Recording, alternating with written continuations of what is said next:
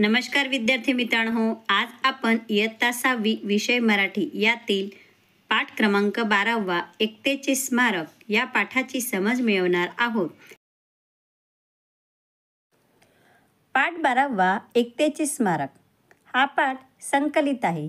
साध्या सरळ भाषेत प्रवासाचे वर्णन करण्यात आले आहे, ज्यामुळे आपल्या डोळ्यासमोर आबेहूब दृश्य निर्माण होते व आपणास प्रवास केल्याचा आनंद मिळतो.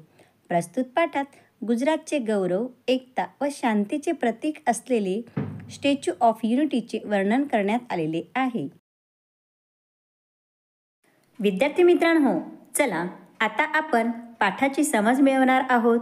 तरी आपली पुस्तके काढा आणि त्यात दिलेल्या ओळीवर आपले लक्ष ठेवा. काल शिक्षकांनी सहलीसाठी आवश्यक सूचना दिल्या होत्या. आम्ही नाश्ता, water bag, torch, diary, pen, आवश्यक औषधी वगैरे बॅगेत घेतले.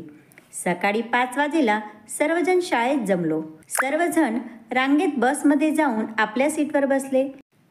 आमच्या गाडीपुढे शैक्षणिक सहलीचे बॅनर लावले. सर्वांनी इष्टदेवाच्या नावाचा जयजयकार केला आणि आमची बस निघाली. आमची आजची सहल म्हणजे स्टॅच्यू ऑफ युनिटीची या भव्य स्मारकाची भेट घेणे. सुरथेहून आम्ही निघालो. रस्त्यात गोमानदेव येथे मंदिरात मारुतीरायाचे दर्शन घेतले. सर्वांनी समूहात एकत्र बसून अल्पाहाराचा आनंद घेतला. पुन्हा सर्व बसमध्ये बसून पुढील स्थळासाठी निघालो. शिक्षकांनी विद्यार्थ्यांची हजेरीही घेतली. सर्व मित्रांनी गाण्यांच्या अंताक्षरीचा खेळ सुरू केला.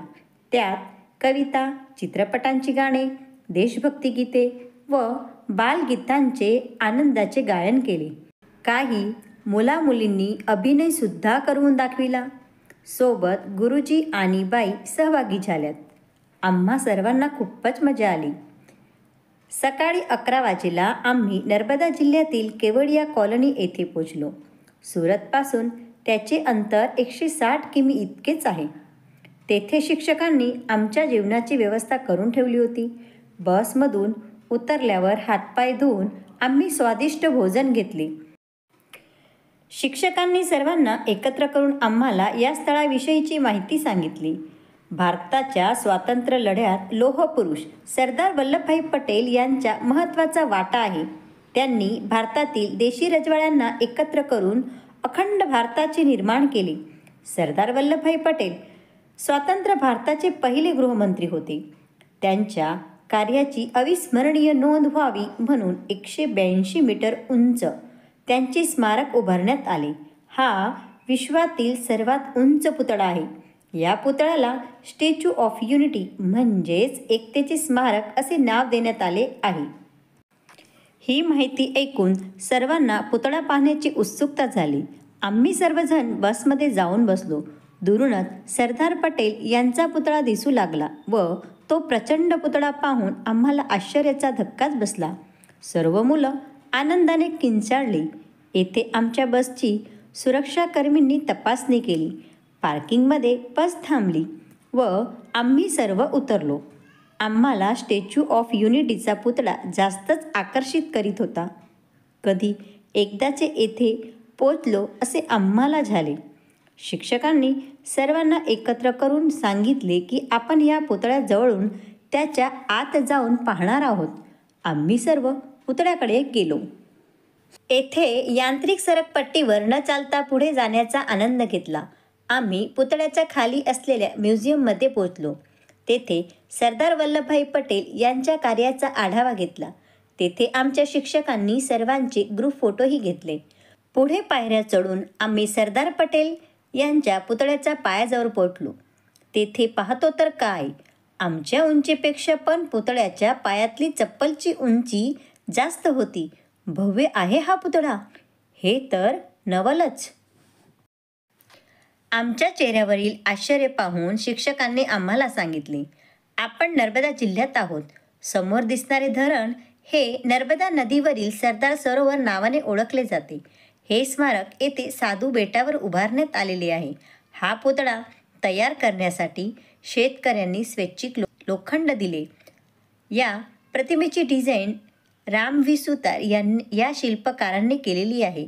हा पुतळा उंचीच्या दृष्टीने जगातील एकमेव आश्चर्य म्हणून ओळखले जाते. शिक्षकांनी सांगितलेली माहिती आम्ही डायरीत नोंद करीत होतो. पुतळ्याच्या आत वर जाण्यासाठीची लिफ्टची व्यवस्था केलेली आहे. त्याद्वारे आम्ही 135 मीटर उंचीवर गेलो. पुतळ्याच्या छातीपर्यंत जाऊन पोचलो. त्या गॅलरीतून आम्ही पुतळ्याच्या सभोवतालची निसर्गरम्य दृश्ये पाहिली. ते पाहून आमचे मन आनंदाने भारावून गेले. शिक्षकांनी आमच्या सर्वांची व सभोवतालच्या दृश्यांची फोटोग्राफी केली. यापुढील उंचीवर जाण्याची प्रवाशांना सक्त मनाई होती. मनात आश्चर्य, आनंद, गौरव मिश्रित भावना निर्माण झाल्या. आम्ही दुसऱ्या लिफ्टने खाली उतरलो. येथून आम्ही धरणाजवळील परिसरात Ekta nursery, Vishwavan, Arogyavan, cactus garden, flower garden, butterfly garden या स्थळांची मुलाखत घेतली. ही सर्व मनोहर दृश्य आठवणीत ठेवून निघालो. शिक्षकांनी आमची हजेरी घेतली. दिवसभराचा प्रवासाचा आढावा घेत आम्ही घरी परतलो. आजच्या प्रवासाचे वर्णन आईबाबांना व भावंडांना सांगण्याची मनात उत्सुकता होती. अशा प्रकारे विद्यार्थी मित्रांनो, आज आपण गुजरातचे गौरव असलेले व एकता आणि शांतीचे प्रतीक असलेले स्टॅच्यू ऑफ युनिटी या स्थळाला भेट दिली. या स्थळाचा प्रवास आपण सुंदररीते पार पाडला. विद्यार्थी मित्रांनो, तुम्हीही अशाच एखाद्या स्थळाला भेट द्या व त्याचे वर्णन आपल्या वहीत लिहा. अशा प्रकारचे लेखन कार्य जे असते त्याला प्रवास लेखन असे म्हणतात किंवा प्रवास वर्णनाचं लेखन असे म्हणतात. चला विद्यार्थी मित्रांनो, आपण संवादातील प्रश्नांची चर्चा करू.